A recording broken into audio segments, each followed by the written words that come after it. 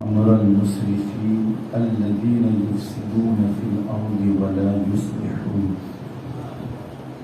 صدق الله مولانا العظيم وبلغنا رسوله النبي الأمين المكين الكريم، ونحن على ذلك لمن الشاهدين والشاكرين والحمد لله رب العالمين. مولاي صل وسلم دائما ابدا على حبيبك خير الخلق كلهم، هو الحبيب الذي ترجى شفاعته لكل هول من الاهوال مقتحم. يا ربي بالمصطفى بلغ مقاصدنا، يا ربي بالمصطفى بلغ مقاصدنا، يا ربي بالمصطفى بلغ مقاصدنا، واغفر لنا ما مضى يا واسع الكرم، واغفر لنا ما مضى يا واسع الكرم.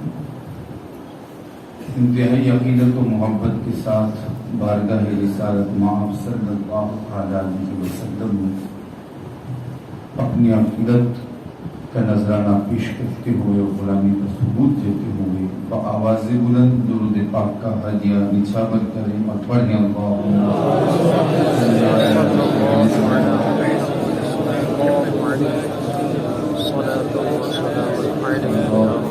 صلی اللہ تعالی صلاة و سلام علیک یا رسول اللہ صلی اللہ تعالی علیہ وسلم. محترم سامعین، آج کا ہمارا یہ اجلاس اور آج کی ہماری یہ محفل اس مسجد میں شہدائے کربلا کے حوالے سے منعقد ہے. اس سے پہلے کہ اپنی گفتگو کا آغاز کروں، مسجد میں بیٹھے ہیں تو اعتکاف کی نیت بھی کرنا، نویت سنت اعتکاف، تاکہ آخر تک ثواب بھی ملتا رہے اور نامہ اعمال نیکیوں سے پور بھی ہوتا ہے. آج محرم الحرام کی 9ویں تاریخ کا آغاز ہے.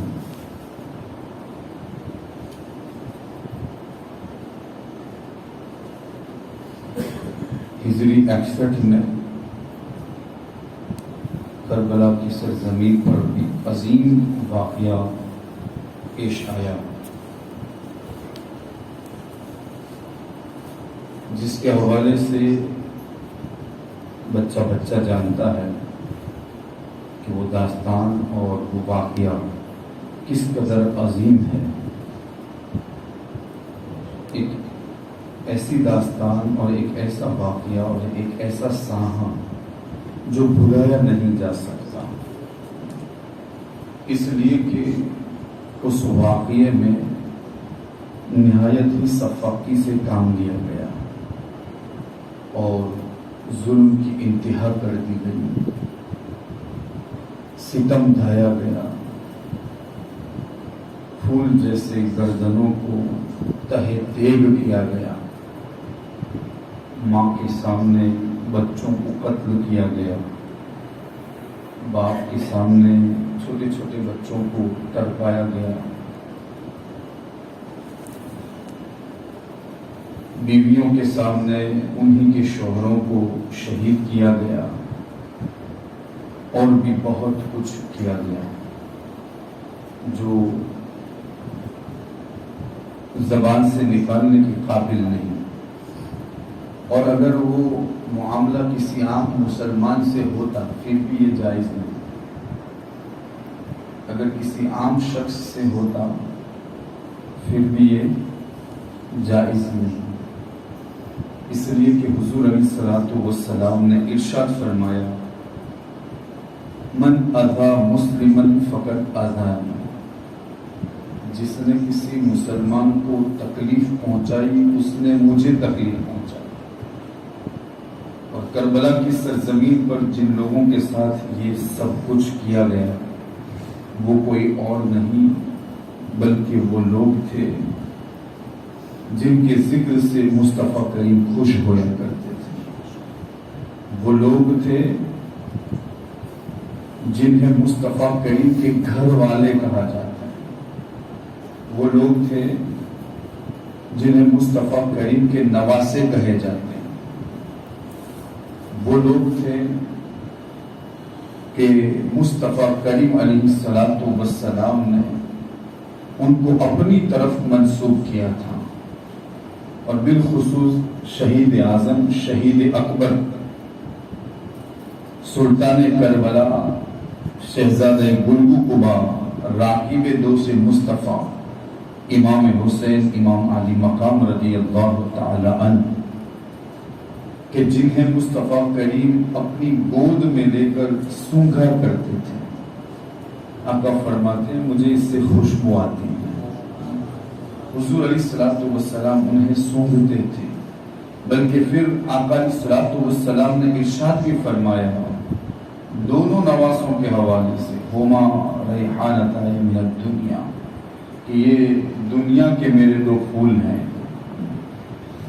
صحابہ کرام نے جنہوں نے دیکھا انہوں نے کہا حضور علیہ السلام انہیں اپنی گود میں لیتے اور لینے کے بعد اپنی زبان ان کے منہ میں دیتے، ان کی زبان اپنے منہ میں لیتے، پھر جیسے کھجور کی گدلی کو چوسا جاتا ہے۔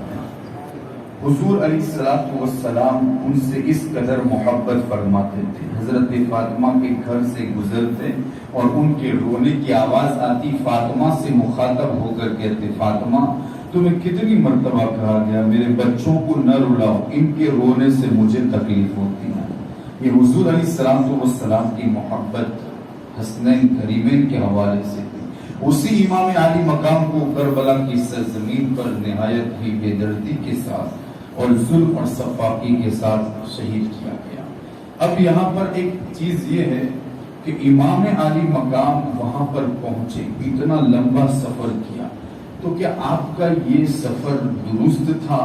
یعنی آپ نے جو یہ خروج کیا اس ظالم کے سامنے، یعنی یزید کے حوالے سے، تو چونکہ ہم اپنے مخالفین کو پڑھتے ہیں تو اس سے ہمیں یہ انہیں صحیح ثابت کرنے کی کوشش کی کہ جب وہ امیر بن گیا ہے تو پھر اس کے خلاف نکلنے کی کیا ضرورت ہے۔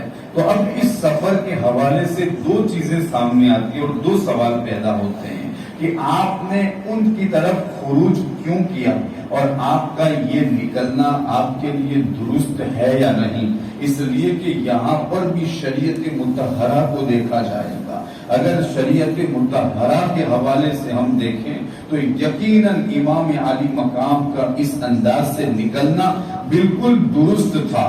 میں یہ کہتا ہوں چونکہ ہم ہر سال داستان کربلا کے حوالے سے گفتگو سنتے ہیں تو پھر کبھی ہمیں یہ بھی سمجھنا چاہیے کہ ہمارے دشمن جو یہ کہتے ہیں کہ امام علی مقام اس وقت اس سفر میں حق پر نہیں تھے، تو ہمیں اسے بھی سمجھ لینا چاہیے کہ ایسی ہرگز کوئی بات نہیں کہ جس سے یہ ثابت ہو کہ امام علی مقام کا خروج یعنی امام علی مقام کا یزید کے خلاف نکلنا یہ صحیح نہیں تھا، بلکہ آپ کتابوں کو اٹھا لیں اور قرآن مقدس کی آیات کو اٹھا لیں اور مصطفیٰ کریم علیہ السلام کی احادیث طیبہ کو پڑھ لیں اور پھر اس کے بعد آپ یزید کا کردار پڑھ لیں اور یزید کے ہم عصر جتنے بھی لوگ تھے اور انہوں نے یزید کے حوالے سے جو کچھ بھی پیش کیا، آپ اگر اس کو پڑھ لیں اور اس کو سمجھ لیں تو پھر آپ خود بخود فیصلہ کر لیں گے کہ امام علی مقام کا مدینہ منورہ سے نکل کر مکہ معظمہ آنا اور مکہ معظمہ آ کر پھر کربلا کی طرف سفر کرنا یہ بالکل درست تھا اور بالکل حق تھا، اور یہی ان کا حق تھا، اس لیے کہ آپ اس وقت روئے زمین پر صرف ایک ہی نواسۂ رسول تھے اور پھر آپ کی نظروں کے سامنے دین کے حوالے سے اس انداز سے مذاق اڑایا جائے، دین کو بدلنے کی کوشش کی جائے، اعمال کے حوالے سے اس کو چھوڑنے کا مذاق کیا جائے، تو پھر یہ کیسے برداشت ہو سکتا ہے کہ وہ نواسۂ رسول کہ جن کو مصطفیٰ کریم نے اپنی پشت پر بٹھا کر سجدہ بھی لمبا کیا اور ان کی تربیت فرمائی ہو، دین کے معاملے میں باتیں بتا کر ان کی تربیت فرمائی ہو، लुआब दहन उनकी गिजा बनाकर उनकी तरबियत फरमाई हो। फिर उनके सामने अगर ऐसे वाकयात रूनुमा हो जाएं यजीद के किरदार के हवाले से, तो अब उनका हक बनता है कि वो इसके खिलाफ खड़े होकर और फिर उसके खिलाफ अलम बुलंद करके उसको इसमें इस हुकूमत के हवाले से नापैद करने की कोशिश करें और जो हक है और हक का परचम है उसको बुलंद करने की कोशिश करें। आप देखें इमाम अली मकाम रज़ी अल्लाह ताला अन्हु का जो सफर था वो यकीनन एक ऐसा सफर था कि जिस सफर में हमें बहुत सारी रहनुमाई नसीब होती है। आप देखेंगे उस रिवायत को अगर आप मुकम्मल किताब में पढ़ें तो आपको पता चलेगा उस वक्त दो गिरोह हो गए थे।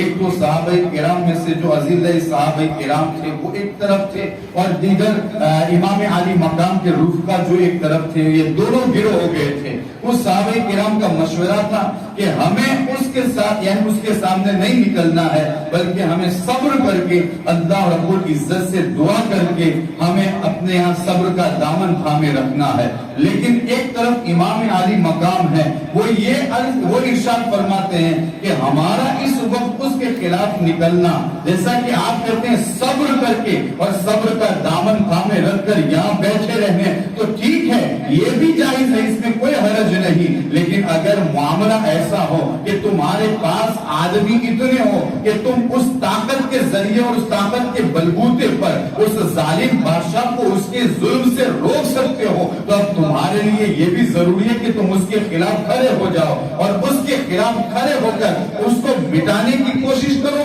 और हक को बुलंद करने की कोशिश करो। इमाम अली मकाम ने अजीमत पर मजहब को इख्तियार किया और अजीमत पर अमल किया और सहाबा किराम जिनके हवाले से बताया जाता है कि उन्होंने कहा हम मदीने मुनव्वरा ही में रहते हैं, हम कहीं नहीं जाते और हम उसके खिलाफ कुछ नहीं बोलते, तो उन्होंने रुखसत पर अमल किया। एक है अजीमत और एक है रुखसत। अब ये दोनों हमारे लिए बहुत ही अहम है। जो सहाबा किराम रुखसत पर अमल किया, उन्होंने उन लोगों के हवाले से रहनुमाई की कि जब उनके सामने ऐसी पोजीशन आ जाए या ऐसी सिचुएशन आ जाए कि जिसमें रुखसत पर अमल करना पड़े, तो वो उनकी रहनुमाई करने वाले हैं। तो फिर अगर कोई ये कहता है कि सहाबा किराम गलत थे जो निकले नहीं, इमाम के साथ गए नहीं, तो वो भी गलत है, ऐसा इल्जाम उन पर नहीं लगा सकते, क्योंकि सहाबा किराम ने रुखसत पर अमल किया था। और अगर इमाम अली मकाम ने अजीमत पर अमल करके करबला पहुंचकर खुद अपने आप को शहीद करवाया, अपने घर वालों को शहीद करवाया और फिर दूसरे जानिसाब और रुफका को शहीद करवाया, और ऐसे वक्त में कोई ये कहे कि इमाम अली मकाम को ऐसे वक्त में नहीं निकलना चाहिए था, वो बहुत थोड़े थे, इनको इस वक्त इस तरह से खुरूज नहीं करना चाहिए था, तो फिर ये भी गलत है। इसलिए कि ये अजीमत पर अमल है, तो रुखसत पर अमल करने से रुखसत वालों की रहनुमाई हो गई। मैं इसको मिसाल से समझाना चाहता हूँ। अगर हम किसी ऐसे इलाके में चले गए जहाँ पर हमारे दुश्मनों का जोर हो और उनकी ताकत हो, वो अगर हमको बुलाकर कोई नारा लगवाने के लिए कहे, तुम ये कहो, तुम ये बोलो, तुम इस्लाम के खिलाफ बोलो, तुम इसके खिलाफ बोलो, तो अब वहाँ पर देखा जाएगा हमारा दुश्मन कैसा है। अगर दुश्मन वाकई में जो कहता है वो कर गुजरने वाला है और हमारी जानों को नुकसान पहुंचाने वाला है, तो अब वहाँ पर दो रास्ते हैं, या तो वो कुछ न बोले और कुछ न बोलकर अपनी जान दे दे, या फिर उस वक्त अपने दिल में अल्लाह उसके दीन को सच्चा समझते हुए और हक समझते हुए सिर्फ जबान से वो जो कहता है वो बोल दे, ताकि उसकी जान बच जाए, उसका माल महफूज हो जाए और उसकी जान महफूज हो जाए। बस यही चीजें। अब यहाँ पर देखें, जब ऐसी सिचुएशन हो तो दोनों चीजों पर अमल कर सकते हैं। हम रुखसत पर भी अमल कर सकते हैं और हम अजीमत पर भी अमल कर सकते हैं। हम अजीमत ये अफजल है रुखसत से। और फिर आप देखें सहाबा किराम ने यही किया।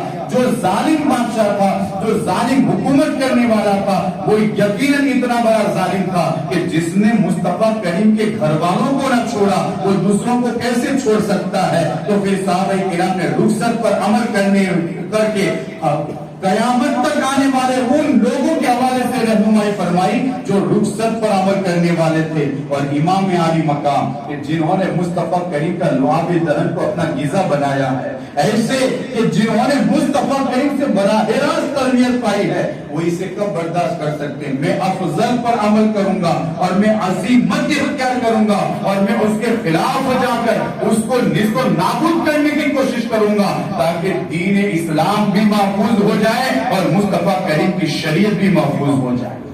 اب یہ جو آپ نکلے، کئی لوگ کہتے ہیں یہ نکلنا آپ کے لیے درست نہیں تھا، لیکن اگر ہم قرآن کو دیکھیں اور پھر یزید کے کردار کو دیکھیں تو پھر فیصلہ یہی ہوتا ہے کہ ہاں امام نکلے، اگرچہ بظاہر اس وقت ان کو شہید کر دیا گیا اور بظاہر ہمیں یہ لگتا ہے کہ یزید جیت گیا، لیکن جیتا وہ نہیں، جیتا امام علی مقام۔ ہمیں بظاہر کیوں نظر آتا ہے کہ یزید نے ان کو قتل کروا کر یا انہیں شہید کروا کر وہ بازی مار گیا، لیکن پھر جب ہم دیکھتے ہیں تو قیامت تک کے لیے اس داستان نے ہمیں کئی طرح سے ہماری رہنمائی کی ہے۔ امام علی مقام کے پورے سفر سے سب سے پہلا جو سبق ملتا ہے وہ صبر کا سبق، اور اس سے پہلے جو سبق ملتا ہے وہ عزیمت کا سبق، پھر اس کے بعد وہاں پہنچ کر استقامت علی الدین، دین پر قائم رہنے کا سبق وہ ہمیں اس واقعے سے ملتا ہے، اور پھر شریعت کی پابندی کا سبق۔ جس وقت کے یزیدی آپ پر ظلم کر رہے تھے اور آپ کے گھر کی خواتین کے رونے کی آواز آ رہی تھی، ایسے وقت میں اپنی اور اپنے گھر والوں کی فکر نہ کر کے اپنی عورتوں کو مصطفیٰ کریم کی شریعت سکھلانا اور انہیں شریعت کی تلقین کرنا اور شریعت کا پابند رہنے کی تلقین کرنا، یہ بھی ہمارے لیے ایک بہت بڑا اہم سبق ہے کہ تم اگرچہ کیسی مصیبت آ جائے، کیسی تنگی آ جائے، کچھ بھی ہو جائے، شریعت کا دامن ہمیں ہاتھ سے نہیں چھوڑنا ہے۔ امام علی مقام نے خواتین سے کہا تھا اگر ہماری لاشیں یوں ہی ننگی رہ جائے پھر بھی تمہیں اپنے سروں سے دوپٹے نہیں ہٹنے دینا ہے، اس لیے کہ عورت بھی عورت ہوتی ہے اور یہ مصطفیٰ کریم کا فرمان ہے، عورت کے سروں پر پردہ ہونا چاہیے، ان کے روحوں پر پردہ ہونا چاہیے، ان کے جسموں پر پردہ ہونا چاہیے، اس لیے کہ بے پردہ عورت کو نہ اللہ کے رسول پسند فرماتے ہیں نہ اللہ رب العزت پسند فرماتا ہے۔ تو وہاں پر اس سفر سے ہمیں بہت کچھ ملتا ہے، اگر یہ سفر نہ ہوتا تو ہم نہ جانے کتنے سبق سے محروم ہو جاتے، اور وہ سبق جو سب سے بڑا سبق ہے استقامت علی الدین اور شریعت کی پابندی، ہم اس سے بھی محروم ہو جاتے ہیں۔ کہتے ہیں کیا ہو جاتا اگر امام علی مقام کی ہاتھ دے دیتے؟ اگر امام علی مقام ہاتھ دے دے تو بہت کچھ ہو جاتا، بہت کچھ ہو جاتا۔ شریعت کے حوالے سے عام رخصت مل جاتی لوگوں کو، نماز چھوڑ سکتے، شراب پی سکتے، جیسا کہ ابھی آپ سنیں گے تھوڑی دیر کے لیے یزید کا جو کردار تھا اور اس کے ہم عصر نے جو بیان کیا تھا۔ آپ یہ کہتے ہیں کہ امام علی مقام کا یہ خروج یقیناً درست نہیں تھا؟ شریعت کے حوالے سے دیکھا جائے، قرآن کی آیت کے حوالے سے دیکھا جائے تو پھر یہ خروج بالکل حق تھا۔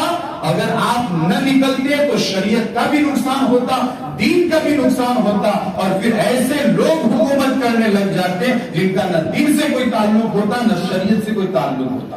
قرآن فرماتا ہے وَإِذِ ابْتَلَىٰ إِبْرَاهِيمَ رَبُّهُ بِكَلِمَاتٍ فَأَتَمَّهُنَّ قَالَ إِنِّي جَاعِلُكَ لِلنَّاسِ إِمَامًا قَالَ وَمِن ذُرِّيَّتِي قَالَ لَا يَنَالُ عَهْدِي الظَّالِمِينَ۔ کہتے ہو یزید امیر بن گیا تھا، یزید امیر بن گیا تھا تو پھر اب اس کو مان لینا چاہیے تھا، انہوں نے کیوں نہیں مانا؟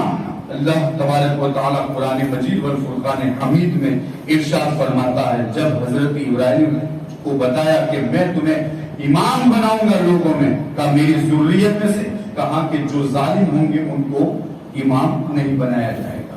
امام قرطبی فرماتے ہیں کہ اس آیت کریمہ سے پتہ چلتا ہے کہ جو ظالم ہوگا وہ ہرگز امام بننے کے قابل نہیں ہوگا۔ اب آپ اندازہ لگائیں، دیکھیں امام قرطبی نے اور کیا کہا، کہا ان الامام یکون اہل العدل والاحسان والفضل مع القوة مع القیام بذلک۔ کہا امام کون ہوتا ہے؟ کہا امام وہ ہوتا ہے جو عدل و انصاف والا ہو۔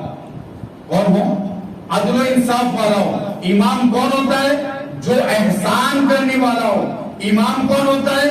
جو فضل کرنے والا ہو، اور جو حکومت اس نے قائم کی ہے وہ طاقت کے بلبوتے پر اس کو سنبھالنے والا ہو، ایسا شخص امام ہو سکتا ہے۔ اور پھر آپ فرماتے ہیں کہ حضور علیہ السلام نے ایک جگہ فرمایا کہ وہ ظالم ہی کیوں نہ ہو اس کی اطاعت کی جائے. کہا وہ کون ہے؟ کہا وہ ایسا شخص ہے کہ جس کا ظلم صرف اپنی ذات تک ہو, دوسروں تک نہ پہنچا ہو, اور وہ خود اس طرح سے کام کرتا ہو کہ جس کی وجہ سے اللہ اس سے ناراض ہوتا, لیکن معاملہ رعایا کے حوالے سے وہ اگر انصاف سے کام لیتا ہو, احسان سے کام لیتا ہو, ان پر فضل سے کام لیتا ہو, تو ایسے شخص کے حوالے سے کہ تم اس کی اطاعت کرو, تم اس کی فرما برداری کرو. تو یہ وہ حضور علیہ السلام نے فرمایا کہ یہاں پر جو ظالم ہو اور اس کا ظلم سے اس کی ذات تک ہو, دوسروں تک نہ ہو, تو ایسے شخص کے حوالے سے تم خروج نہ کرو. لیکن یہاں پر دیکھا جائے یزید کا کردار تو وہ نہایت ہی ظالمانہ کردار ہے. میں آپ کو بتاؤں اس کے ظلم کے حوالے سے. اور پھر نبی کریم صلی اللہ تعالی علیہ وسلم نے بہت پہلے اس کے حوالے سے بتایا تھا. حضور علیہ السلام نے اس کے حوالے سے جب فتنوں کا بیان ہوا نا, کہتے ہیں حضرت عمر فاروق رضی اللہ تعالیٰ عنہ کہتے ہیں کہ حضور علیہ السلام منبر پر جلوہ گر ہوئے اور آپ نے ابتدائی خلق سے بیان کرنا شروع کیا. ابتدائی خلق سے شروع سے لے کر آپ نے بیان کرنا شروع کیا, یہاں تک کہ قیامت تک جتنے فتنے اٹھنے والے تھے ان سب کے حوالے سے آپ نے بیان کر دیا. سب کے حوالے سے کون سا فتنہ اٹھنے والا ہے اور کس کی طرف سے ہونے والا ہے وہ سب آپ نے بیان کر دیا. تو کہتے ہیں حضور علیہ السلام نے بہت پہلے اس کے حوالے سے بتایا تھا کہ یزید یقیناً یہ فاسق ہوگا, یہ فاجر ہوگا. کیسے فاسق و فاجر ہوگا؟ تو پھر نبی کریم صلی اللہ تعالی علیہ وسلم نے اس کے حوالے سے جو ارشاد فرمایا وہ ملاحظہ فرمائے. آقا فرماتے ہیں سب سے پہلا میرے دین اور میری سنت کو تبدیل کرنے والا اگر کوئی ہوگا تو وہ بنی امیہ کا فرد ہوگا اور اس کا نام یزید ہوگا.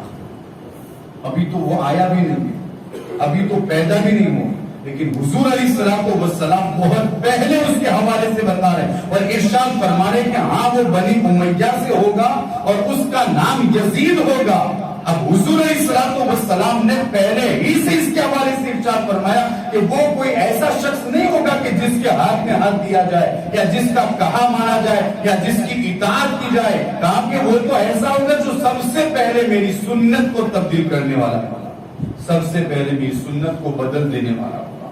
اور پھر حضور علیہ السلام نے کیا ارشاد فرمایا, ذرا دیکھنا. اب احادیث طیبہ کا مطالعہ کریں, اس کو پڑھنے کی کوشش کریں تو پتا چلے. اگر کوئی شخص اس وقت ہمیں پھر گمراہ کرنے کی کوشش کرتا ہے یزید کے حوالے سے کہ یزید نے جو ظلم یا جو عمارت حاصل کی تھی اور جو حکومت حاصل کی تھی وہ بالکل برحق تھی, ایسا ہرگز نہیں. امام عالی مقام نے یوں ہی اس کے خلاف آواز بلند نہیں کی, اس میں بہت کچھ خرابیاں تھیں. اس لیے امام نے اپنے نانا کے دین کو بچانے کی خاطر علم بلند کر کے اس کے خلاف آواز اٹھا کر مصطفیٰ کریم کی شریعت کو بھی بچایا اور مصطفیٰ کریم کے دین کو بھی بچایا. اب دیکھیے ایک چیز اور میں آپ کے سامنے پیش کرتا ہوں.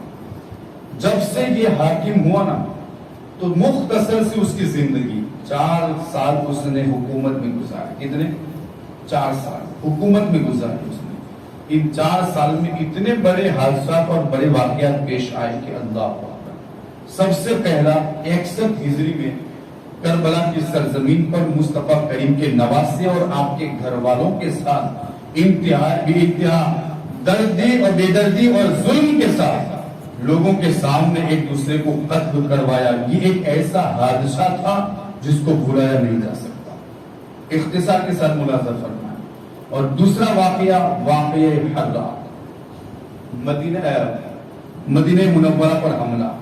کہتے ہیں جب اس سے وہ فارغ ہوا نا اور امام علی مقام بھی شہید ہو گئے تو اس نے مدینہ منورہ مسلم بن عقبہ اس سے پہلے ایک ایسے شخص کو وہاں پر قائم کیا کہ وہ لوگوں سے میری بیعت ہے, یعنی لوگوں سے کہے, مدینہ منورہ کے لوگوں سے کہ وہ میری بیعت ہے اور وہ بیعت نہ کرے تو پھر ان کے ساتھ جنگ کرنا اور ان کے ساتھ جنگ کر کے پھر میری بیعت دینا.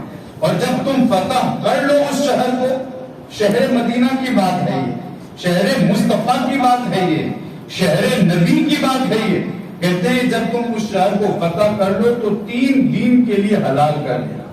جانتے ہیں یہ حلال کر دینا کیا ہے؟ تم کو جو چاہے کرنا. اللہ تم جو چاہے کرنا. پھر کیا ہوا؟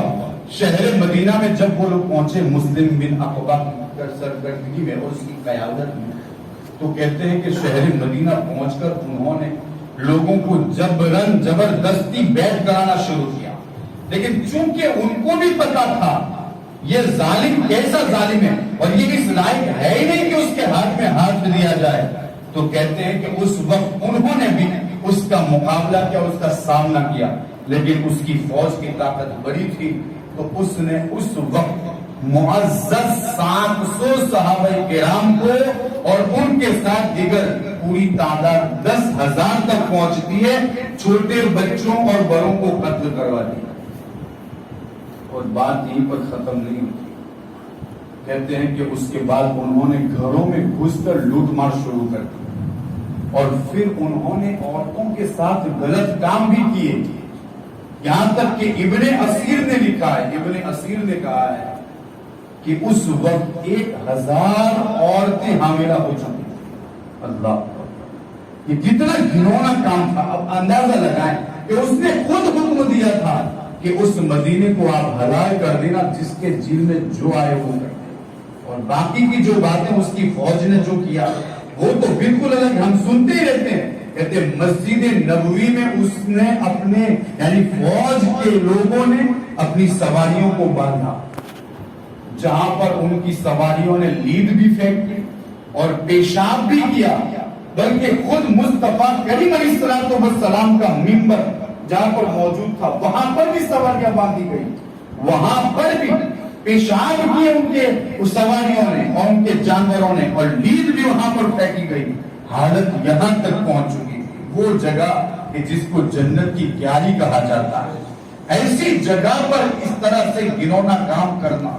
یہاں تک کہ بتایا جاتا ہے 3 دن تک تو مسجد نبوی میں نماز تک نہ ہوئی. 3 دن تک مسجد نبوی میں نماز نہ ہوئی. ہاں، جس کو آتے دیکھتے اس کو پکڑ لیتے اور اس کو قتل کر دیتے. ہاں، اسی مسجد میں سعید بن مسیب جو تابعین کے سردار ہیں وہ وہاں پر موجود تھے، ان کو بھی پکڑ لیا گیا تھا. کہتے مجھ کو بھی پکڑ لیا گیا اور مجھ کو بھی قتل کرنے والے تھے. لیکن چونکہ اس وقت میں نے اظہار کیا اس انداز سے کہ میں پاگل ہوں، تو انہوں نے مجھے پاگل سمجھ کر چھوڑ دیا. حالانکہ میں پاگل نہیں تھا، میں اچھا تھا الحمدللہ. انہوں نے مجھے چھوڑ دیا. میں 3 دن تک مسجد نبوی میں رہا، 3 دن تک مسجد نبوی میں رہا. اور پھر کہتے ہیں کہ لوگوں نے پوچھا کہ پھر آپ نے نماز ادا کی؟ کہا میں نے تو نماز ادا کی. کہا تمہیں وقت کیسے پتا چلتا؟ کہا کہ جب بھی وقت ہوتا مصطفیٰ کے روزے سے آواز آتی اذان کی اور میں نماز پڑھ لیتا. تاریخ اور روایت میں آج بھی موجود ہے. کہتے ہیں آتی آواز روزے رسول سے اذان کی اور میں اس آواز سے نماز پڑھ لیتا تھا. الحمدللہ میری نماز قضا نہیں ہوئی، میری نماز قضا نہیں. اور تیسرا واقعہ حرہ مکہ معظمہ پر اس نے حملہ کرایا عبداللہ بن زبیر کے حوالے سے. یہ وہ صحابہ کرام ہیں جو اس کے خلاف کھڑے ہوئے تھے، جنہوں نے اس کو تسلیم نہیں کیا تھا، جنہوں نے اس کی بات نہیں مانی تھی. عبداللہ بن عمر، عبداللہ بن زبیر اور امام علی مقام وغیرہ. تو کہتے ہیں عبداللہ بن زبیر کے حوالے سے، چونکہ امام تو شہید ہو چکے تھے، عبداللہ بن زبیر کے پیچھے پیچھے اس نے اس فوج کو بھیجا. اب وہاں پر مکہ معظمہ یعنی اس کے اندر دنیاوی لالچ اس قدر گھر کر گئی تھی، نہ اس نے شہر نبی کا خیال کیا نہ مکہ معظمہ کا خیال کیا. اور ہماری تو حالت یہ ہے کہ ہم تو شہر مکہ کی طرف پیر پھیلانا بھی پسند نہیں کرتے. ہم اس قدر تعظیم سے پیش آتے. کیوں؟ وہ میرے رب کا دیا ہوا کعبہ ہے اور قبلہ ہے، جہاں پر ہم مسجدوں میں اور نمازوں میں اس کی طرف رخ کرتے ہیں. وہ قابل تعظیم ہے جہاں پر رب کی رحمتوں کا نزول ہوتا ہے کہ جو اس کا طواف کرے تو بھی اس کو کئی نیکیاں ملتی ہے اور جو اس کو دیکھے تو بھی اس کو ثواب ملتا ہے. کہتے ہیں کہ اس نے من جنی کے ذریعے اس کو جلایا. کہتے ہیں کہ اس نے بم ڈلوائے اس وقت اور وہاں پر آگ لگوائی اور وہاں پر جو نشانیاں حضرت ابراہیم کے وقت کی موجود تھی وہ سب جل گئی، راکھ ہو گئی. پردہ بھی جل گیا، غلاف کعبہ کہ اگر ٹکڑا بھی مل جائے تو ہم نماز کے بعد اس کو چومنے کی کوشش کرتے ہیں، وہ بھی جل گیا، پردہ جل گیا. گھر کو بھی وہاں نقصان پہنچا، اس عمارت کو نقصان پہنچا. اس کے اندر وہ دمبا جو حضرت اسماعیل کی جگہ لایا گیا تھا، اس کی سینگیں جو اس گھر میں موجود تھی وہ بھی جل گئی. اللہ اکبر، اس کے اس کارنامے کی وجہ سے، اس کے حکم کی وجہ سے. تو یہ اس کا مختصر سا کردار تھا. اور یہی نہیں، اب میں اس کے ہم عصر کی بات کرنے جا رہا ہوں. یعنی اس کے ہم عصر نے اس کے حوالے سے کیا بیان کیا، جنہوں نے یزید کو آنکھوں سے ملاحظہ کیا، جنہوں نے یزید کو دیکھا، انہوں نے اس کے حوالے سے کیا بیان کیا، وہ میں آپ کے سامنے پیش کر رہا ہوں. یہ دیکھیں حضرت عبداللہ بن حنظلہ رضی اللہ تعالی عنہ، جنہیں غسیل الملائکہ کہا جاتا ہے. یہ کون ہے حضرت حنظلہ؟ پتہ ہے کہ جن کو جب وہ شہید ہوئے تو فرشتوں نے ان کو غسل دیا. ہم مرتے ہیں، ہم جاتے ہیں تو ہمیں انسان غسل دیتے ہیں.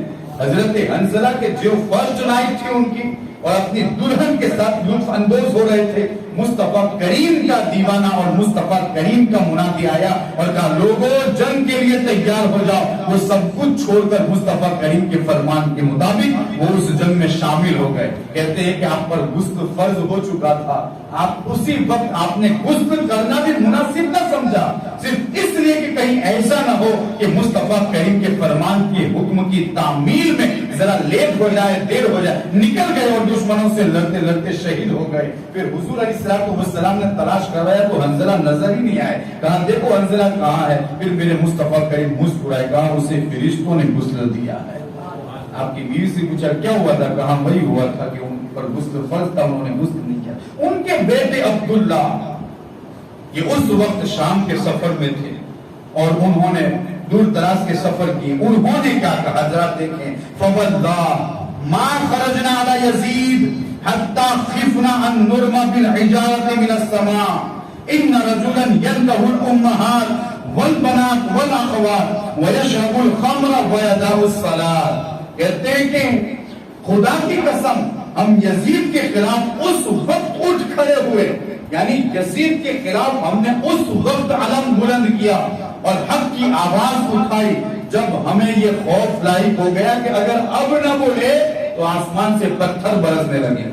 اس کے گناہ اس قدر بڑھ گئے. کہا وہ کیا کرتا تھا؟ مختصر طور پر انہوں نے بیان کیا وہ تو ماؤں سے نکاح کرنے کو جائز سمجھتا تھا، ماؤں سے نکاح کرنا وہ جائز سمجھتا تھا، بیٹیوں اور بہنوں سے بھی نکاح کرنا وہ جائز سمجھتا تھا. وَيَشْرَبُ الْخَمْرُ، اور وہ شراب کا عادی تھا، وہ شراب پینے والا تھا. وَيَدَعُ الصَّلَاةَ، اور وہ نماز چھوڑنے والا تھا. کہتے ہیں ایسے ایسے وہ گناہ کرتا تھا. ہم نے دیکھا کہ اگر اب نہ بولے تو اب آسمان سے پتھر برسیں گے، اب ہمارے یہاں عذاب نازل ہوگا اور رب کا قہر نازل ہوگا. پھر ہم یزید کے خلاف کھڑے ہو گئے.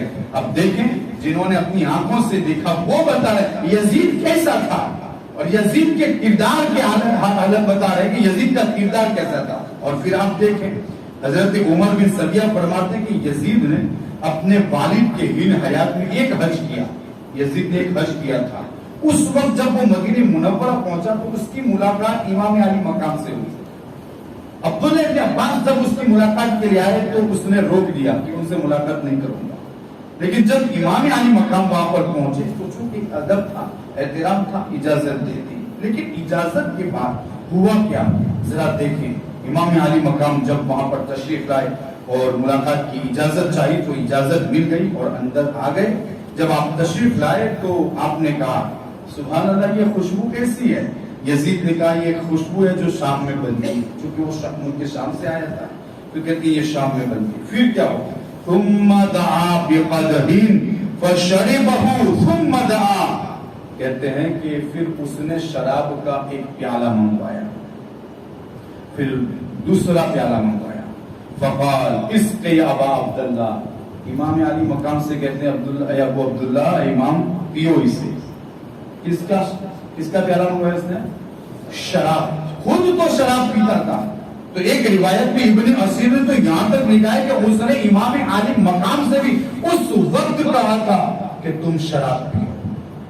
تو اس وقت امام علی مقام کے سامنے جو باتیں ہوئی اخیر میں یہ کہتے ہوئے اٹھ گئے کہ تیرا دل بالکل کالا ہو چکا ہے، تیرے دل پر غلبہ آ چکا ہے.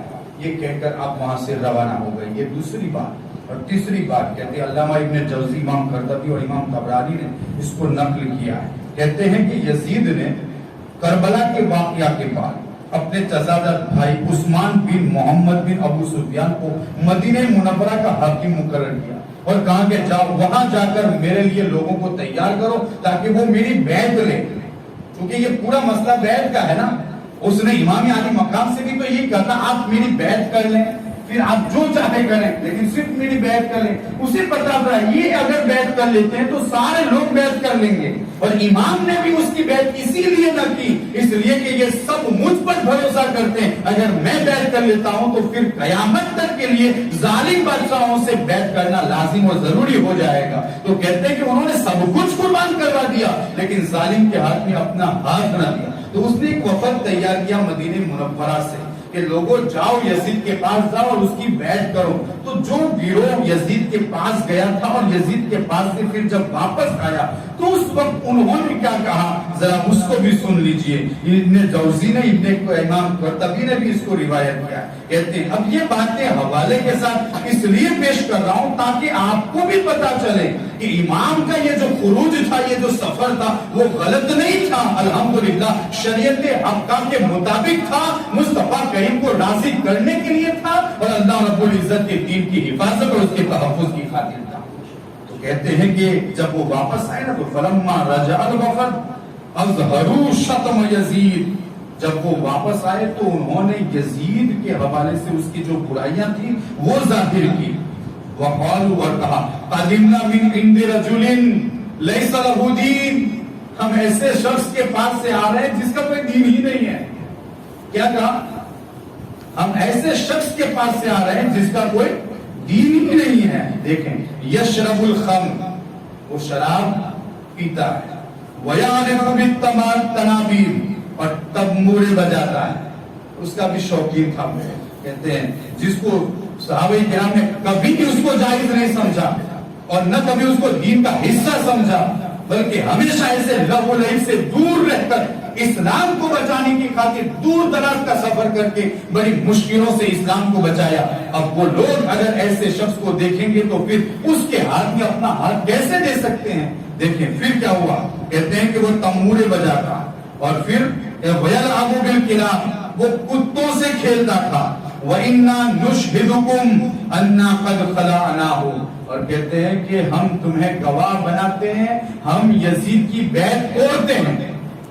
کیا کہتے ہیں؟ ہم یزید کی بیعت توڑتے ہیں۔ امام نے تو پہلے ہی نہیں کیا اور اپنا سب کچھ قربان کروا دیا، اور جن لوگوں نے جبرن جن سے بیعت کروائی گئی اب وہ بعد میں جب اس کا کردار دیکھتے تو کہتے ہیں کہ ہم نے بیعت توڑ دی۔ یہاں تک کہ کچھ لوگوں نے تو کہا جیسے میں امامہ اتارتا ہوں ویسے ہی یزید کی بیعت بھی توڑتا ہوں۔ کسی نے کہا میں جیسے اپنے آپ کو جوتے سے الگ کرتا ہوں اور پھر میں جوتے نکال کر انہوں نے وہاں پر ڈھیر لگانا شروع کیے، کہا جیسے اس کو نکالتا ہوں ویسے یزید کی بیعت بھی چھوڑتا ہوں اور اس کی بیعت سے بھی نکلنا چاہتا ہوں۔ کہتے ہیں کہ وہاں پر ہوا یہ کہ اماموں کا بھی جھگڑا لگ گیا اور اس کے بعد جوتیوں کا بھی وہاں پر ایک ڈھیر قائم ہو گیا۔ اللہ اکبر، یعنی لوگوں نے اس وقت وفد کو گیا تھا لیکن جب واپس آئے تو کردار کے حوالے سے اس کی جو کردار کشی کی وہ اس طرح کی تھی، وہ بالکل صحیح نہیں تھا، وہ شریعت سے خلاف کام کرتا تھا اور شریعت سے بالکل مڑا ہوا تھا۔ اور پھر حضرت منذر بن زبیر انہوں نے کیا کہا کہ یزید نے مجھ کو 1,00,000 روپیہ 1,00,000 درہم مجھ کو انعام دیا ہے، لیکن اس کا یہ انعام دینا مجھے اس سے روک نہیں سکتا کہ میں اس کے بارے میں خبر دوں وہ جو کچھ کر رہا ہے۔ کہا کیا کر رہا ہے؟ کہتے ہیں انہو یشرب الخمر، وہ شراب پیتا ہے۔ معمولی چیز نہیں ہے شراب پینا، جس کی حرمت قرآن سے ثابت ہے اور جس سے دور۔ حضرت علی تو فرماتے ہیں کہ جہاں پر شراب کا قطرہ گر جائے پھر وہ پانی سوکھ جائے اور پھر وہاں پر گھاس اگائے وہاں پر میں اپنے جانوروں کو بھی چرانا پسند نہیں کروں گا، اور کہتے ہیں وہاں اگر مینارہ تعمیر کیا جائے وہاں اذان دلانا بھی پسند نہیں کروں گا۔ اور یہ تو شراب کا عادی تھا، کہتے ہیں کہ وہ شراب پیتا تھا اور پھر کیا کرتا؟ وہ نشہ کرتا تھا اور اس حد میں نشہ کرتا تھا کہ وہ نمازوں کو بھی چھوڑ دیا کرتا تھا۔ صحابہ کرام کہتے ہیں ہمارے اور کافروں کے نزدیک اگر کوئی چیز فرق کرتی تو وہ کیا تھی؟ نماز ہی تھی۔ جو نماز نہ پڑھتا تو ہم سمجھتے کہ یہ کافر ہے، جو نماز پڑھتا ہم سمجھتے یہ کیا ہے؟ مومن ہے۔ لیکن وہ تو نماز کا بھی تارک تھا۔ یارو یہ تو ابھی روایتیں اور بھی ہیں، वक्त की किल्लत दामनगीर है, वरना और भी बताता। आखिर में अब्दुल्लाह इब्न जुबैर जब उन्हें खबर पहुंची कि इमाम अली मकाम को करबला की सरजमीन पर शहीद कर दिया गया है, तो फिर उस वक्त उन्होंने लोगों को जो खुतबा दिया ना, वो खुतबा सुनने के लायक है। और इमाम अली मकाम की जो तारीफ भी आपके सामने पेश करता हूं, ताकि उनकी बारगाह में भी खिराज मोहब्बत पेश हो जाए।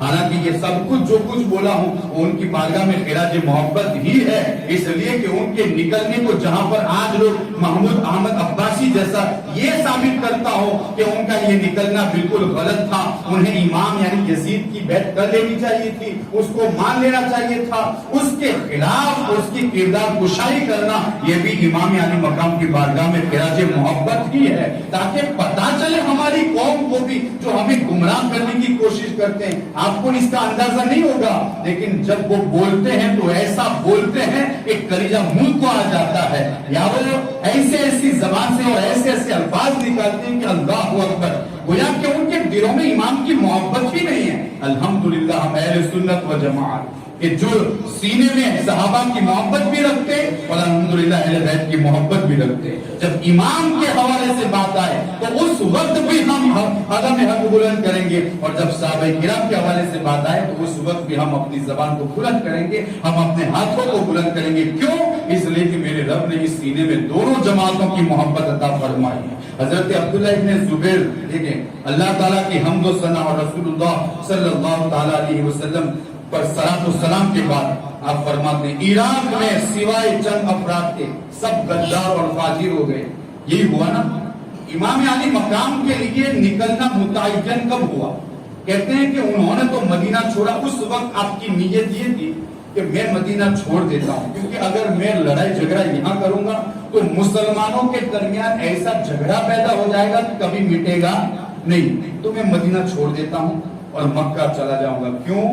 इसलिए कि अल्लाह ताला फरमाता है वमन दखलहु काना आमिना, एक ऐसा शहर जिसको शहर अमन बनाया गया है, जहां पर जानवरों को भी पता है कि हरम का लिहाज क्या होता है। अगर कोई शिकारी जानवर दौड़ते दौड़ते किसी जानवर का पीछा करते आए और वो जानवर यानी बकरी या जो भी हो जिसका पीछा किया जा रहा है, अगर वो हरम में दाखिल हो जाए तो जानवर भी रुक जाता था और वो शिकारी जानवर वापस चला जाता। क्यों? अब वो हरम की सरहद में दाखिल हो गया। तो कहते हैं दखलहु काना आमिना, मैं भी वही चला जाता हूँ, वहां जाकर अपना बसेरा करूंगा। लेकिन जब वहां पहुंचे ना तो कूफियों ने खतूत भेजे, तकरीबन 150 खतूत आए थे। कितने? 150 खतूत इमाम अली मकाम के पास आए। इमाम अली मकाम ने जब खतूत पढ़े तो उसमें उनके लिए दिलासा था, बल्कि कुछ खतूत तो ऐसे थे कि इमाम हम आपको बुलाते हैं, अगर आप नहीं आएंगे तो कल मैदान क़यामत में हम मुतालबा करेंगे कि हमने तो कहा था इमाम से कि हमारा कोई कायद नहीं है, ऐसे जालिम बादशाह के खिलाफ पहुंचना हमारे लिए लाजमी और जरूरी है, लेकिन हमारा कोई रहनुमा नहीं है। अगर आप आ जाते हैं तो हम आपकी मदद करेंगे और हम यजीद के खिलाफ आपके हक में खड़े हो जाएंगे। 150 खतूत आए। कहते हैं कि पूरा टोकरा भर गया था, इतने खतूत आए। जाहिर सी बात है, एक तो जालिम बादशाह भी है और इधर इतने लोगों ने खतूत लिखकर बुलाया भी है। अब इमाम पर हक बनता है वो जगह छोड़ दे और उनकी मदद के लिए चले जाएं। तो उनका जाना यहाँ पर मुतय्यन हो गया। और फिर जब वहां पर पहुंचे तो कूफियों ने उनके हवाले से हाथ हटा लिए और यजीदियों के साथ खड़े हो गए और इमाम अली मकाम को धोखा दिया। जो लोग यजीद के खिलाफ उन्हें बुलाते थे, अब यजीद के साथ खड़े होकर इमाम से कहते हैं तुम्हें यजीद की बैत करनी पड़ेगी, तुम्हें यजीद का हाथ लेना पड़ेगा और अपना हाथ यजीद के हाथों में देना पड़ेगा। इमाम अली मकाम ने उस वक्त सोचा था मक्के से निकलते हुए कि इतने लोग मेरे साथ है तो अब मैं तो यजीद के खिलाफ खड़े होकर दीन बचा सकता हूँ, अब मेरे लिए जाना जरूरी है। गए वहां पर कम हो गए क्योंकि उन लोगों ने उनके साथ धोखा किया। अब्दुल्लाह इब्न जुबैर कहते हैं कि उस वक्त वो गद्दार हो गए और फाजिर, खुसूसन अहले कूफा के जिन्होंने बड़े खतूत भेजे थे और फिर उन्होंने इमाम हुसैन को वहां पर बुलाया और कहा कि हम तुम्हारी जरूर मदद करेंगे। तवज्जो है ना आपकी?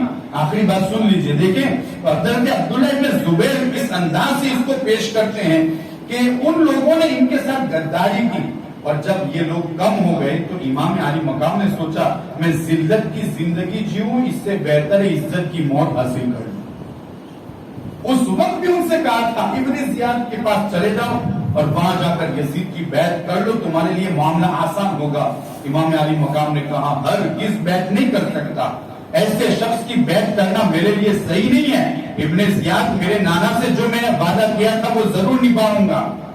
لوگوں کو یہ نظر آیا کہ امام شہید ہو گئے، کر لوگ یزید جیت گیا، نہیں، لیکن یزید کے خلاف کھڑے ہو کر امام علی مقام نے اپنے آپ کو، اپنے رفقا، اپنے جانثار، اپنے گھر والے، بلکہ 6 مہینے کے بچے حضرت علی اصغر کو بھی شہید کروا کر قیامت تک آنے والے مسلمانوں کے لیے ایک مشعل راہ جیسی داستان قائم کر دی ہے۔ اب ایک طرف کربلا کی داستان ہوگی اور دوسری طرف مسلمانوں کے لیے اس کی رہنمائی کے اسباب ہوں گے، یعنی جب ایسے واقعات رونما آئیں گے، ایسے وقت میں لوگ امام علی مقام کے نقش قدم پر چلتے ہوئے اپنی زندگی گزار کر ظالم بادشاہوں کے سامنے کھڑے ہو جائیں۔ کہتے ہیں کہ عبداللہ بن زبیر نے کہا کہ دیکھو وہ سب حضرت امام علی مقام کو دھوکہ دے کر یزید کے ساتھ ہو گئے، اور پھر جو کچھ انہوں نے کیا تھا وہ انہوں نے بتایا، اختصار کے ساتھ بتا رہا ہوں۔ کہتے ہیں کہ مجھے اپنی جان کی قسم ہے، اہل عراق نے جو ان کی نافرمانی کی اور غدار بن کر مخالفت کی، دوسروں کے لیے نصیحت حاصل کرنے اور اہل عراق سے باز رہنے کے لیے کافی ہے۔ جو مقدر میں تھا وہ تو ہو گیا، لیکن اے لوگوں، اے مدینہ کے لوگوں، آپ بتاؤ کیا اہل عراق پر اور بالخصوص اہل کوفہ پر ہم بھروسہ کر سکتے ہیں؟ لوگوں نے کہا ہرگز نہیں کر سکتے۔ پھر انہوں نے جو کہا وہ دیکھیں، واللہ لقد قتلوه طویلا باللیل قیاما، کہتے ہیں کہ انہوں نے ایسے شخص کو قتل کیا جو پوری رات اللہ کی عبادت کیا کرتا تھا۔ اس کے بارے میں بات ہے، امام علی مقام کے بارے میں کہا کہ انہوں نے ان کے ساتھ غداری کی اور انہوں نے ایسے شخص کو قتل کیا جو پوری رات اللہ کی عبادت میں گزارتا تھا، کثیرن فی النہار صیاما، اور پورا دن وہ روزے سے گزارتا تھا، اتنا پابند، اور کیوں نہ ہو، میرے مصطفیٰ کریم نے ان کی تربیت فرمائی۔ ماں فاطمہ الزہرا جن کی راتیں سردوں میں گزرتی تھی، ارے بچوں کی آنکھ کھلتی تو دیکھتے کہ ماں سجدے میں ہے، اور ایسی جگہ اور ایسے گھر میں جن کی تربیت ہوئی ہو، وہ دن میں روزہ نہ رکھے اور رات میں نماز نہ پڑھے تو اور کیا ہو سکتا ہے کہ ان کی ماں جو ان کو کھلاتی تھی، جس نے ان کو دودھ پلایا، اس کا کہنا یہ ہے کہ میرے رب تو نے رات اتنی چھوٹی کیوں بنائی کہ فاطمہ صحیح سے سجدہ بھی نہیں کر پاتی اور اطمینان سے تیری بارگاہ میں جھک بھی نہیں سکتی۔ اب ایسے کی اولاد وہ قائم اللیل اور صائم النہر نہ ہوگی تو پھر اور کیا ہوگی؟ تو پھر کہتے ہیں کہ احق بما هم فیہ منہم، وہ یزید سے زیادہ حقدار تھے کہ حکومت ان کے پاس ہوتی، یزید سے زیادہ وہ حقدار تھے کہ حکومت ان میں دے دی جاتی۔ اور پھر کہتے ہیں وَأَوْلَى بِهِ فِي الدِّينِ وَالْفَضْلِ، اور کہتے ہیں دین کے معاملے میں، فضیلت کے اعتبار سے وہ سب سے زیادہ حقدار تھے اور بہت ہی زیادہ فضیلت والے تھے دین کے معاملے میں اور شریعت کے معاملے میں۔ وَاللَّهِ مَا كَانَ يُبَدِّلُ بِالْقُرْآنِ غَيَّا وَلَا بِالْبُكَاءِ مِنْ خَشْيَةِ اللَّهِ حَدًّا، کہ ان کے رونے کے حوالے سے دیکھا جائے تو خشیت الہی سے ان کے رونے کی کوئی حد نہیں تھی، اتنا روتے تھے اللہ رب العزت کے خوف سے۔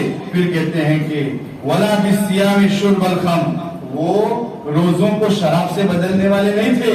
اب یزید کے بارے میں کہتے ہیں کہ یزید نے جس طریقے سے روزے نہ رکھے اور شراب پیتا رہا، امام علی مقام ایسے نہیں تھے، انہوں نے روزے کے بدلے انہوں نے شراب نہیں پی۔ وَلَا بِالْمَجَالِسِ فِي حَقِّ الذِّكْرِ بِإِلَابِ السَّيْدِ، اور کہتے ہیں کہ انہوں نے اپنی مجلسوں میں کتوں کو نہیں بلایا بلکہ اپنی مجلسوں میں ہمیشہ اللہ کا ذکر کیے، اللہ کا ذکر کرتے رہے، ایسے شخص کو انہوں نے قتل کیا ہے۔ کہتے ہیں کہ پھر کا فَسَوْفَ يَلْقَوْنَ غَيَّا، اللہ رب العزت ان کو جہنم کی وادی میں پھینک دے گا۔ یارو اب میں آپ سے پوچھنا چاہتا ہوں، مجھ کو بتاؤ کیا امام علی مقام کا اس سفر پر نکلنا اور اس سفر کے حوالے سے خروج کرنا کیا غلط تھا؟ کیا غلط تھا؟ امام علی مقام غلط نکلے تھے؟ کیا یزید جس طریقے سے دوسروں کے سامنے اچھا آدمی تھا، کیا امام علی مقام کے مقابل میں یزید اچھا تھا؟ ہرگز نہیں۔ اگر کوئی آپ کے سامنے اس طرح سے اس کے کردار کے حوالے سے بات کرے اور یہ کہے کہ انہیں نہیں نکلنا چاہیے تھا اور یزید کی بیعت کر لینی چاہیے تھی، تو اس وقت یہ پوری گفتگو آپ کے سامنے ہے، آپ انہیں بتا سکتے ہیں کہ یزید کتنا بڑا ظالم تھا، اور پھر آپ دیکھیں اس نے حضور کو ستایا ہے. کس کو ستایا ہے؟ حضور کو ستایا. اس لیے کہ آقا فرماتے ہیں کہ جس نے مسلمان کو تکلیف دی اس نے مجھے تکلیف دی. اور پھر دوسری جگہ ارشاد فرماتے ہیں کہ صحابہ اور یہ اہل بیت یہ وہ لوگ ہیں جو ان سے محبت کرتے ہیں, وہ مجھ سے محبت کرنے کی وجہ ہی سے محبت کرتے ہیں, اور جو ان سے بغض رکھتے ہیں وہ مجھ سے بغض رکھنے کی وجہ سے بغض رکھتے ہیں. جس نے مجھ کو تکلیف دی اس نے اللہ کو تکلیف دی, اور جس نے اللہ کو تکلیف دی قریب ہے کہ اللہ رب العزت اس کو اپنی پکڑ میں لے لے اور اس کو پکڑے اور اس کو عذاب میں مبتلا کر دے. اور حضور علیہ الصلوۃ والسلام نے اہل بیت سے جو محبت کی وہ آپ کے سامنے آپ نے سنا اس کے حوالے سے. تو حضور علیہ الصلوۃ والسلام کو اس نے ستایا ہے, اس لیے کہ امام علی مقام, جب مسلمان کو ستانا حضور کو ستانا ہے تو پھر امام علی مقام کے جن کے حوالے سے کہا انا من حسین منی وانا من حسین, حسین مجھ سے اور میں حسین سے ہوں. تو پھر اس نے حضور کو تکلیف پہنچائی, حضور کو ستایا, حضور کو رلایا. اور یہاں دیکھیں شریعت میں اور کتابوں میں موجود ہے حضور کو کتنی تکلیف ہوئی. انشاءاللہ وقت ملا تو اس کے حوالے سے گفتگو کروں گا. لیکن انہوں نے حضور کو ستایا, اور جنہوں نے حضور کو ستایا جانتے ہیں قرآن کیا کہتا ہے؟ کیا کہتے ہیں؟ ان الذين يؤذون الله ورسوله لعنهم الله في الدنيا والآخرة وأعد لهم عذابا مهينا. جنہوں نے اللہ اور اس کے رسول کو ستایا اور انہیں تکلیف دی اس پر دنیا اور آخرت میں اللہ کی لعنت, اور اللہ رب العزت نے ان کے لیے دردناک اور اہانت آمیز عذاب تیار کر رکھا. تو انہوں نے یہ کام کر کے کسی کو راضی نہیں کیا بلکہ اللہ اور اس کے رسول کو ناراض کر کے اپنی جہنم خرید لی ہے. اور یہ میرے رب کا احسان ہے کہ الحمدللہ ہم اس گروہ سے نہیں ہیں. الحمدللہ میرے بیت اطہار والے جنہوں نے حق کے لیے جانے دی, حق کے لیے جانے قربان کی, ہم ان کے ساتھ ہیں. اللہ رب العزت ہماری ان کی صحبت اور ہماری یہ محبت ان کے حوالے سے قبول فرمائے, ہمارا حشر بھی ان لوگوں کے ساتھ فرمائے, اور مرتے دم تک ان کے ساتھ رہنے, ان کے نقش قدم پر چلنے کی توفیق عطا فرمائے. اور اللہ رب العزت ان کو ہم سے راضی کر لے, اور اللہ رب العزت خود ہم سے راضی ہو جائے. استغفر اللہ ربی من کل ذنب واتوب الیہ.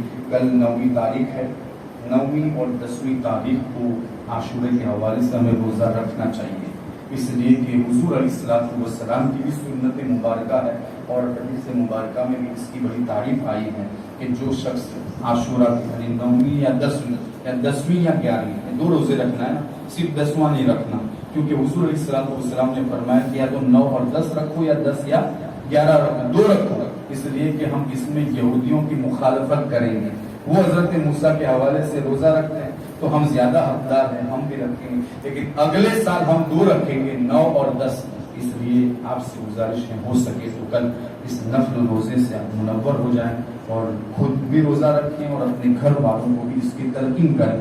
اس لیے کہ حضور علیہ الصلوۃ والسلام فرماتے ہیں رمضان کے روزوں کے بعد جو افضل روزے ہیں وہ محرم کے روزے ہیں. اللہ رب العزت ہمیں عمل کی توفیق عطا فرمائے, اللہ رب العزت ہم سے راضی ہیں. صلاۃ والسلام.